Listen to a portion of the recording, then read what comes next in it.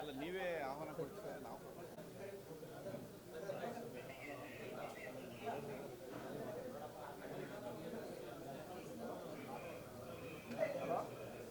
ಈಗ ನಿಮ್ಮ ಮನೆಗೆ 3 ಸಾರಿ ಬರ್ತಾರೆ. ನೀವು ಬೆಳಿಗ್ಗೆ 10 ಗಂಟೆ ಬಂದರೆ ಮನೆ ಹೋಗೋದು ಸಂಜೆ 6 ಗಂಟೆ ಆಗುತ್ತೆ.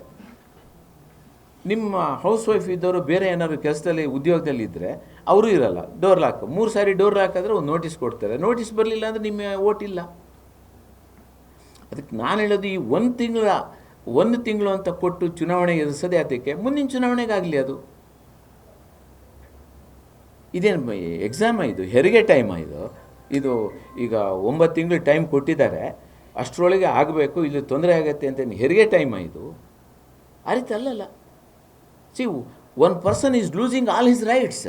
ನೀವು ಈಗ ಮತದಾರ ಪಟ್ಟಿಯಿಂದ ಹೊರಗೆ ಹೋದರೆ ಇವ್ರ ವಾದ ನೋಡ್ರಿ, ಮತದಾರರ ಪಟ್ಟಿಯಿಂದ ಹೊರಗೆ ಹಾಕೋಕ್ಕೆ ಒಪ್ಪಿಗೆ ಇದೆಯಂತೆ. ಗೃಹಲಕ್ಷ್ಮಿಯಲ್ಲಿ ಸತ್ತೋದವ್ರು ಹಣ ತಗೊಂಡ್ರೆ ಪರವಾಗಿಲ್ಲ ಅಂತೆ. ಈ ಅಶೋಕ್ ಇವರಿಗೆ ತಲೆ ಕೆಟ್ಟಿದೆಯಾ ಅಂತ?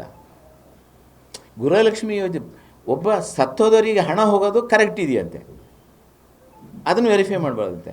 ಈ ದೇಶದಲ್ಲಿ ಹುಟ್ಟು ಬೆಳೆದು ನಮ್ಮ ಹಕ್ಕನ್ನು ಕಳೆಯೋದಕ್ಕೆ ಇವ್ರಿಗೆ ಹಕ್ಕಿದೆ 1 ತಿಂಗಳು ಟೈಮ್ ಕೊಟ್ಟು.